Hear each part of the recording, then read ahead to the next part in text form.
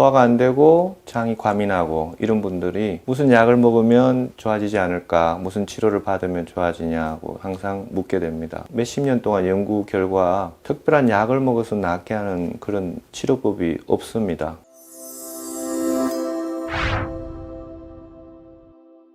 벌써 2016년이니까 좀 몇 년 됐네요. 그때 아시아, 태평양, 미국, 대만, 일본 여러 나라 연구자들이 수백 명 모여서 심신의학회를 하는데 주제 중에 4분의 1이 장미생물에 대한 거였습니다.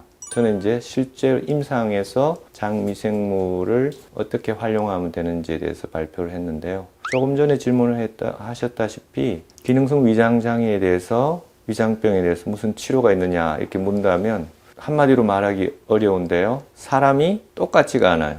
지금 현대의학이나 일반인들의 생각에는 사람 다 똑같다고 생각하고 이렇게 치료를 하는데 그건 이제 평균적이고 뇌가 좀 특별하게 예민하거나 장이 특별히 예민하거나 장미생물이 깨진 경우는 그 사람들에 맞춰서 치료를 해줘야 됩니다. 그래서 첫 번째로 중요한 거는 장내 미생물은 individualized, 영어로 사람마다 다르고, 두 번째는 combined 테라피입니다. 즉 장 미생물도 치료하고 장만 치료할 게 아니라 뇌도 치료하고 이런 걸 같이 치료해 줘야 된다. 그래서 장 미생물, 장 뇌축을 활용한 그런 치료다. 장 미생물, 장 뇌축 기능을 활용한 그런 치료라는 건 사실은 2016년도에 제가 발표할 때까지 특별히 의학 논문에 별로 언급이 되지 않은 상황이었습니다. 그렇지만 저는 만성 통증이나 복통이나 위장장애가 바로 뇌의 과민화라고 생각하고 있었고, 그래서 이를 조절하기 위해서 장미생물도 관리해주고 스트레스도 같이 관리해주기 위해서 음식과 스트레스 관리를 동시에 해주면 효과가 있다. 그날 4케이스를 발표했는데요. 기능성 위장질환이라고 하면 상당히 조금 생소하실 건데, 기능성이라는 원인이 밝혀지지 않았다는 뜻입니다.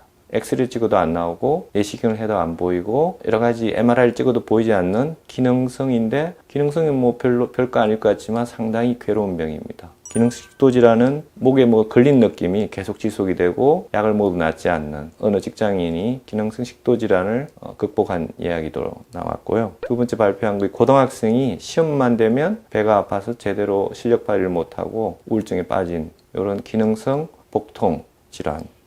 고등학생인데 똑같이 대변이 항상 무르고 언제나 화장실을 가야 될까, 수업 시간에도 화장실을 가니까 점점 불안해지고 우울해지고, 그래서 위축되어서 온 그런 고등학생이 어떻게 회복되었나, 이런 과민성 장. 그리고 오늘 제가 말씀드릴 환자인데 배 쪽에 복통이 이유 없이 계속 지속이 되고 위장장애도 같이 있는 그런 케이스입니다. 저희 병원 왔을 때 한 6년 전인 것 같은데요. 45세 환자입니다. 점심만 먹고 나면 배가 아픈 거죠. 회사에서 일을 해야 되는데 일에 집중을 할 수 없어서 아주 힘든 환자였습니다. 이 환자는 그런 증세가 6, 7년 동안 계속됐다 그러고요. 위내시경을 자그만치 1년에 한 번도 아니고 2번씩 해서 10번 이상 하게 됐죠. 대장 내시경도 4번이나 했다 그러고, 초음파, CT 이런 것도 여러 번 찍었다고 했습니다. 그리고 약을 주는데 먹어도 낫지 않고 그 배는 계속 아프고, 그래서 절망감에 빠져서 왔는데, 이분의 특징은 배가 아픈 분들은 이제 배에다 핫팩을 많이 하는데 하도 핫팩을 많이 해서 누르스름하게 변색이 돼 있었어요.